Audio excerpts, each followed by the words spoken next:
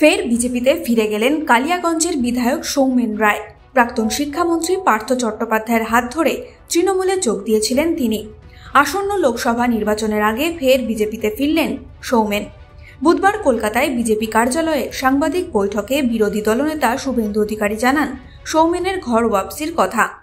জানেন যে আমরা সকলকে এইভাবে ঘর ওয়াপসিতেও রাজি নই। আমাদের রাজ্য পার্টি আমরা বা আমাদের কেন্দ্রীয় অবজারভাররা, মুকুলবাবু একটা সময় চেষ্টা করেছিলেন দিল্লিতে গিয়ে, সেটা আমরা আউটরেট রিজেক্ট করেছি।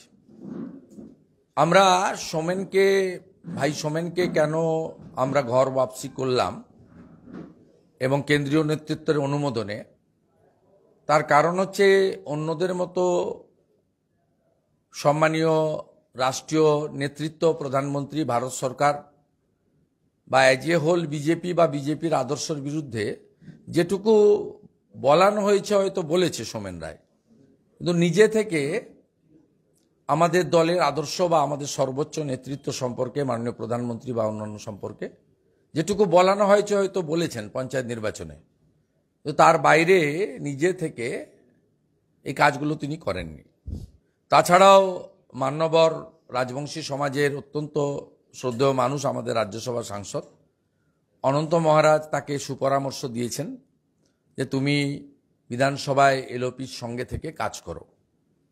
যেহেতু এমএলএ, উনি সাংগঠনিকভাবে বিজেপির কোনো পোস্টে ছিলেন না, বিধায়ক হিসেবে কাজ করেছেন। তাই আজকে আমাদের এখানে একটা এমএলএদের মিটিং আছে, প্রধানমন্ত্রীর কর্মসূচিগুলোতে এমএলএদের যোগদান এবং তাদের ভূমিকা নিয়ে। তাই আমি সোমেনকে বলেছিলাম যে তুমি ওই মিটিংয়ে যোগ দেবে, তাই ও যোগ দিতে এসেছে। বিজেপির লোক, বিজেপির এমএলএ এসছে। বাকি সোমেনের যদি কিছু থাকে পরে সে বলবে, এই মুহূর্তে প্রেসে তাকে বলার কিছু দরকার নেই। তার পদ্মফুলের লোগোটা সে কয়েকদিন, হয়তো কিছু দিন তাকে সরিয়ে রাখতে সে বাধ্য হয়েছিল। আমাকে অনেকবারই বলেছেন যে আমরা রাজবংশী সমাজের, আমি উত্তরবঙ্গের, এবং আমরা নরেন্দ্র মোদীজির সমর্থক। আমার বাড়িতে আমার পরিবারের সমস্ত সহধর্মিণী সহ তারা বিজেপির বাইরে কিছু বোঝেন না।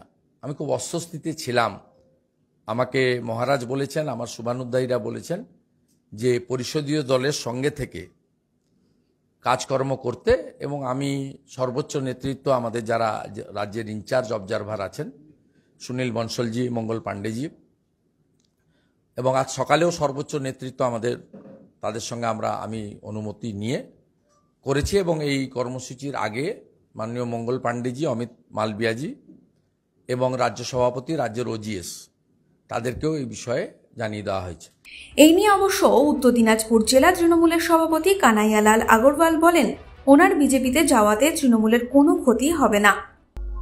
উনি তো বিজেপি থেকে জিতেছিলেন কালিয়াগঞ্জ থেকে। তার আগে কিন্তু আমরা ওখানে তপন দেব সিংহ বাই ইলেকশনে আমরা তৃণমূল কংগ্রেসের প্রার্থী জিতেছিল তপন দেব সিংহ। উনি আসছেন ঠিকই, বিজেপি থেকে তৃণমূলে যোগদান করেছিলেন, কিন্তু ওনার শরীরটাই খালি তৃণমূলে আসছিল, উনি ছিলেন বিজেপিতেই। তো যখন দেখলেন যে ওনার এখানে তৃণমূলের যে কালচার আছে, সেই কালচারের সঙ্গে ওনার বনিবানাটা হচ্ছে না, তখন আবার বিজেপিতে চলে গেছেন। আমি জেলা সভাপতি হিসাবে এই কথাটা দায়িত্ব নিয়ে বলছি যে কালিয়াগঞ্জে তৃণমূল কংগ্রেসের সংগঠনের কোনো ক্ষতি হবে না ওনার বিজেপি যাওয়াতে। সামনে লোকসভা ইলেকশন, কোনো ক্ষতি হবে না। লোকসভা ইলেকশনেও উনি কোনো ক্ষতি করতে পারেন। ওখানে তো তৃণমূল কংগ্রেসের একটা সংগঠন আছে, উনি তো আর বিজেপিতে তো ছিলেনই উনি। আমরা তো তখনও তপন দেব সিংহ ওখান থেকে জিতেছিল। আমাদের সংগঠন ওখানে ঠিকই থাকবে, আমাদের সংগঠনের কোনো নড়চড় হবে না। আমাদের সংগঠন বরঞ্চ আরো জোরদার হবে উনি যাওয়াতে। এই সময় ডিজিটাল।